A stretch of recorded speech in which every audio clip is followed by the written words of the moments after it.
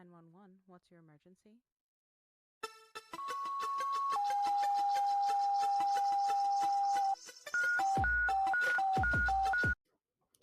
The following content is graphic, emotional, and includes dark humor that may not be suitable for all listeners. Discretion is advised. These stories are based on real-life EMS, military, and healthcare experiences. Calls are real, providers are real, names and details have been changed to protect privacy. They may be disturbing to some and are definitely inappropriate for HR department. Any medical or mental health discussion is personal experience, not protocol. Use your damn brain. Follow your local guidelines, and when in doubt, call med control. If you're struggling, don't do it alone. Talk to someone, a coworker, a friend, a therapist, or hell, reach out to me. I'll answer. Need help right now? Text or call 988 or visit 988lifeline.org. When creating characters, in this kind of was one of the areas that kind of brought me through in writing.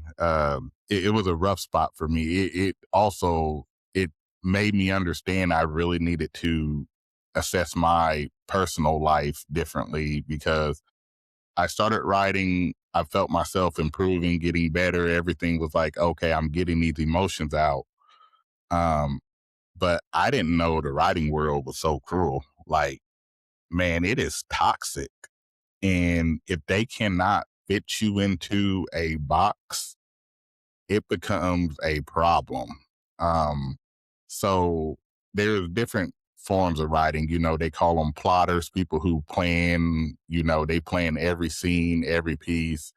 There's people who they call pantsers, who have a general idea, but they just kind of know at the end of this, I want the world to blow up and somebody to reverse time. They don't really know how everything goes to get to that point, but they at least kind of know the end point.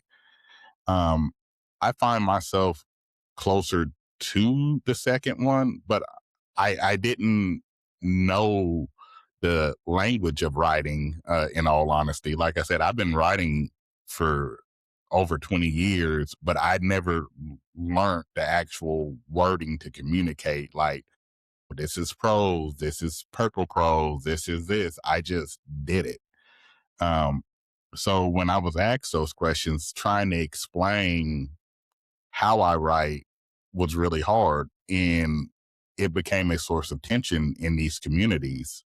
Now that I've been doing it a little bit, I consider my writing closer to like method acting, where you've heard about like actors who get so immersed in their characters where they mentally become that character.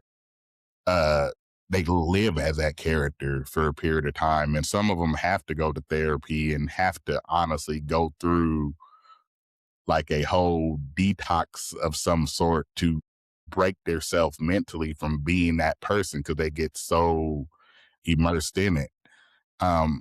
That's how I write my characters. I more compare it to watching a movie. Like, I'm watching that character from inside, and then when I step back to put it onto the page, I'm reporting it. So it's like living that character's life at the time. And that gets rough, because I'm also living the traumas that the characters are going through. And when I step back into the author seat, I find myself sometimes getting depressed, getting wrapped up to the point where it is mentally, harmful for me. I have to step back.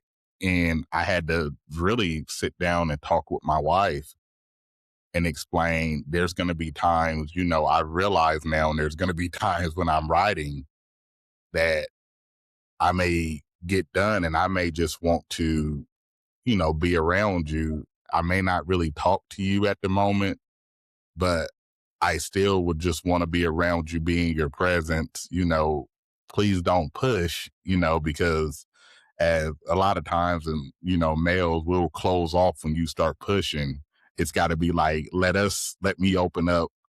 But I had to kind of give her that conversation, because I realized that I would break sometimes if I went too long, and I would start to get real depressed and I don't know, the clinical term for it. I call it like passive suicidal thoughts, where you're not actively seeking to harm yourself, but you're okay if something happens. If you're driving and you see a semi, you're like, oh yeah, if it just swerved to my lane, I'll be okay with that. And I was like, okay, this writing is helpful, but I have to now put guardrails around it to protect myself. If you think it's too heavy to say it anyway. It beats a eulogy. You don't have to apologize for surviving however you can. You're not the reason things are heavy. You're the reason they're still moving. Need support right now? Reach out to me. Reach out to somebody. Text or call 988 or visit 988lifeline.org. You're not alone. Not in this job. Not in this fight. Want to share your story or connect? Visit critical-run.com or message the Facebook page, Dispatched and Dysfunctional. We're building this for you, for them, for all of us.